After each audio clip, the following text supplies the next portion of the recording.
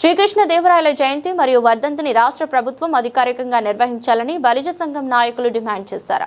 ఈ మేరకు సోమవారం జీడీ నెల్లూరు ఎంఆర్ఓ శ్రీనివాసులకు స్థానిక నాయకులు వినతిపత్రం సమర్పించారు. బలిజ కాపు కులాల ఆరాధ్య దైవం ఓటమి ఎరుగని చక్రవర్తి వేడుకలను ప్రభుత్వం నిర్వహించాలని కోరారు. ఈ విషయంలో ముఖ్యమంత్రి చంద్రబాబు, డిప్యూటీ సీఎం పవన్ కళ్యాణ్, మంత్రి లోకేష్ చొరవ తీసుకోవాలని విజ్ఞప్తి చేశారు.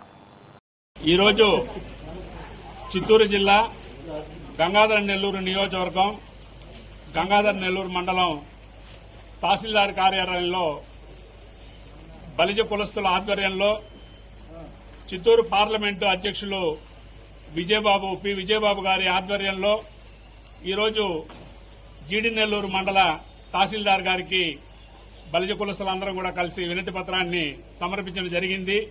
అదేవిధంగా ఈ కార్యక్రమానికి జీడీ నెల్లూరు నియోజకవర్గ కాపు సంఘం అధ్యక్షులు ప్రసాద్ గారు, జాతీయ కాపు సంఘం జాతీయ ప్రచార కార్యదర్శి పి గోపిరాయల్, అదేవిధంగా ఇక్కడ స్థానిక మండల బలిజ కులస్తులందరం కూడా ఈరోజు తహసీల్దార్ గారికి మా అందరి తరఫున వినతి పత్రాన్ని సమర్పించడం జరిగింది.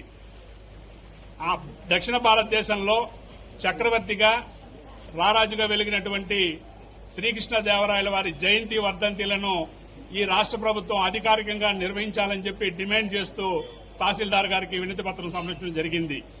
2026 జనవరిలో రాష్ట్ర ప్రభుత్వం ఒక జాబితాను రిలీజ్ చేసింది. ఆ జాబితాలో శ్రీకృష్ణదేవరాయల వారి పేరు లేకుండా రాష్ట్ర ప్రభుత్వం ప్రకటించడం బలిజ కాపులకి చాలా నష్టం జరిగింది.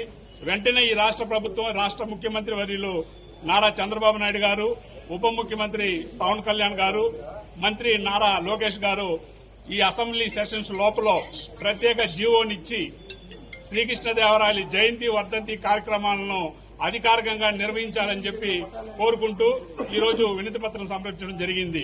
జై బలిజ, జై బలిజ, జై బలిజ, జోహార్ శ్రీకృష్ణదేవరాయ, జోహార్ శ్రీకృష్ణదేవరాయ, జోహార్ శ్రీకృష్ణదేవరాయ.